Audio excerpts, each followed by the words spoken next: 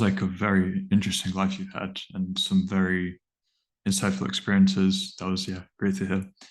How did you find out about the real world and what made you decide to join it? Very great experience after the fact, after you've gone through it, after you've evolved, after you've learned from the experiences. But during the process of going through some of these things, it's easy to understand how people can fall into depression, how people can lose hope in life, can just sort of spiral downwards. I could have been very close to that myself. Um, to humanize myself and give you a bit of my life story, my mom was diagnosed with cancer in 2016, if I'm not mistaken. Uh, it was stage 3 breast cancer, so basically a terminal disease, something that could only be managed, not cured, which sort of sent it through numerous surgeries, treatments, chemotherapy, whatever you can imagine, we did it. Whatever we needed to buy, we bought it. Whatever we needed to like sort of feed her, we fed it to her. So we went through a journey of maybe a 4-year period of us sort of struggling to stay alive. Um, and then unfortunately in 2020, we'd lost her. And not lost her to the fact that cancer had taken her, because at the time she was in remission. Obviously, remission is a, a dangerous term to use because you're never ever really in remission from late onset cancer. You just sort of buying more time essentially until it comes back. Um, so I had lost my mom in 2020 to cancer because when she was sick and needed treatment, uh, and my dad had taken her to the hospital, I couldn't because I live in a different province. I sort of raced down there as soon as I couldn't get there in time. My dad had taken her in. Guess what? That was in the height of the COVID epidemic, or the flu pandemic, where people were just taking up beds for no apparent reason. People just sniffling and coughing and weren't really that sick, taking up beds and respirators and space in hospitals. So when my mom was taken to the hospital, unfortunately, there was no bed for her. And in the time that it took getting her to a bed, we had lost her, unfortunately. So 2020 was a very difficult time for me.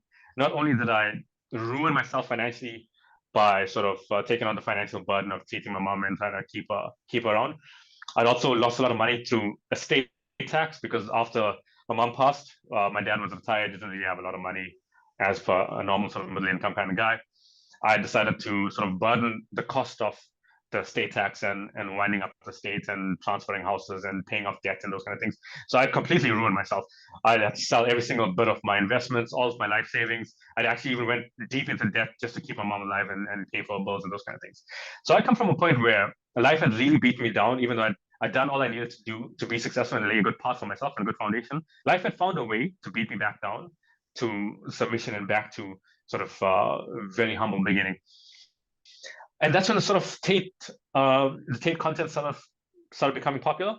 I think this was before the days of Tate on TikTok. This was before the days of Tate going viral on any social media. Nobody really knew of him. There were just a few sort of Tate confidential videos where you're sort of traveling the world and trying to get around these sort of COVID and lockdown restrictions.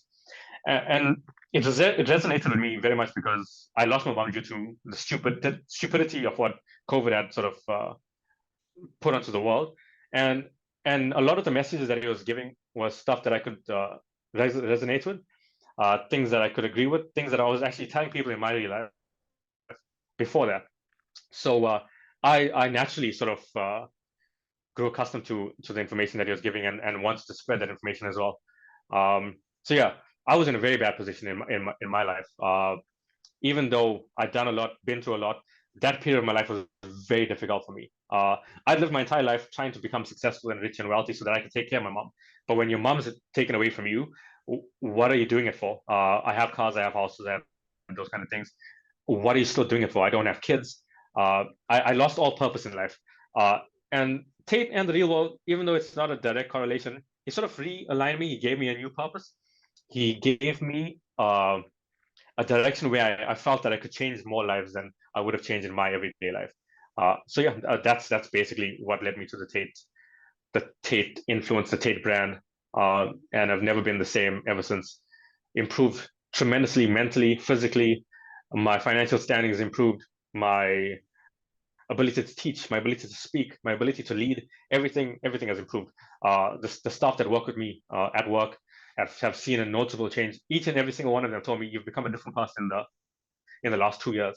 A lot of them sort of uh, see me as an older sort of mentor figure, even though I'm just a nobody. I'm a brokey still. Um, Yeah. So it's amazing. Been an amazing journey for me as somebody who's doing it at a apprentice or captain level. I can just imagine how it affect an individual who doesn't have that responsibility, who just needs to come into the real world and learn. Imagine what you could unlock if you don't have to go and teach other people, if you don't have to help other people, you just need to help yourself. The possibilities are limitless. And the only way that I change my current situation is if I could just be a student and not have any responsibilities and just learn. But I get so much of value out of teaching that it's priceless.